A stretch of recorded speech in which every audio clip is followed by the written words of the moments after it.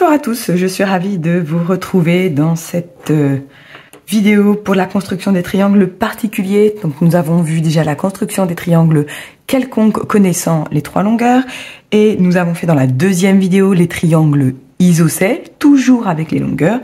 Et là, dans cette troisième partie, nous allons voir les triangles rectangles, toujours avec les longueurs. Je ferai avec les angles un petit peu plus tard. Alors, si vous n'avez pas vu les premières vidéos, surtout n'hésitez pas à aller les voir. Je donne des astuces pour les enfants, pour ne pas qu'ils se trompent entre les schémas et les couleurs à utiliser, évidemment. Je vais évidemment réutiliser ces mêmes astuces dans cette vidéo.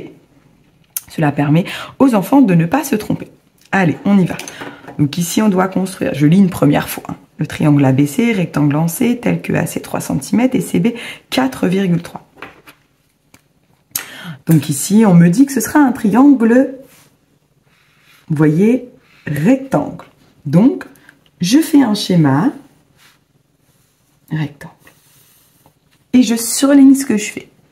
Il s'appelle ABC, mais il est rectangle, attention, en C. Ça veut dire que l'angle droit est ici et le point C sera forcément ici.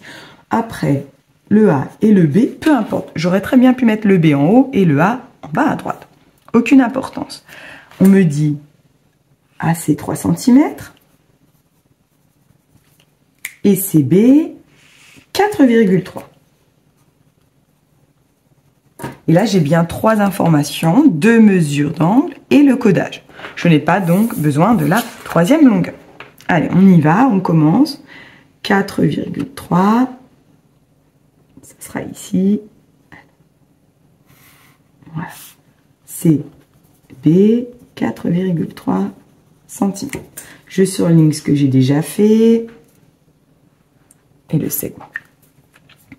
Ensuite, à partir de B et C, je n'ai pas l'information de la longueur BA, donc je ne peux rien faire, mais j'ai un angle droit ici sur C. Donc, je vais devoir utiliser mon équerre. Alors, ici, j'ai le quadrillage, c'est facile, sinon sur ma règle d'or, j'ai ici l'équerre à 90 degrés. Bon, moi, c'est facile, j'ai le quadrillage, donc sinon, on devra utiliser une équerre. Et le point A n'est pas forcément au bout parce que, donc là, je peux surligner en vert que j'ai fait mon angle droit, mais je dois ici encore faire 3 cm. Donc, je peux prendre ma règle, puisque je peux la mettre ici. Je ne suis pas obligée ici de prendre mon compas comme les autres vidéos, mais je peux très bien le faire. Je sais que les élèves ici utiliseraient la règle. Le point A est ici. Je viens de trouver le point A. Je peux, le segment finalement, je sais pas, il est déjà tracé, donc je peux le repasser en vert. Je n'ai pas noté la mesure. Ça y est, c'est fait. Il me reste donc à tracer le segment AB. Vous voyez, je n'avais pas besoin de connaître sa mesure. Et surtout, je ne mesure pas. On ne me l'avait pas donné, donc je ne mesure pas pour noter à côté. Deuxième chose, surtout, je n'efface pas ce qui déborde. Ça indique à mon professeur que j'ai fait une demi-droite. Donc, nous n'effaçons jamais les traits de construction. Voilà. L'exemple 1 est terminé. Nous allons passer à l'exemple numéro 2. Donc, pareil, construire le triangle bol rectangle en B, tel que BO égale 3,5 cm et OL égale 5. Deuxième lecture, j'ai rectangle, donc triangle, rectangle en B. Vous voyez, hop, j'entoure.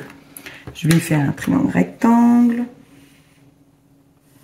C'est exprès, ce n'est pas fait sur les lignes.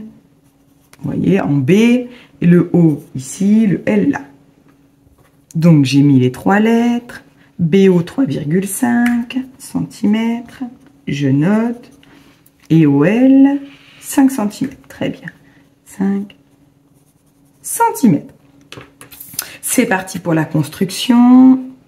Donc, 3,5. Point de départ, point d'arrivée. On fait bien les petits traits ici. Hein, ou on peut faire des petites croix aussi.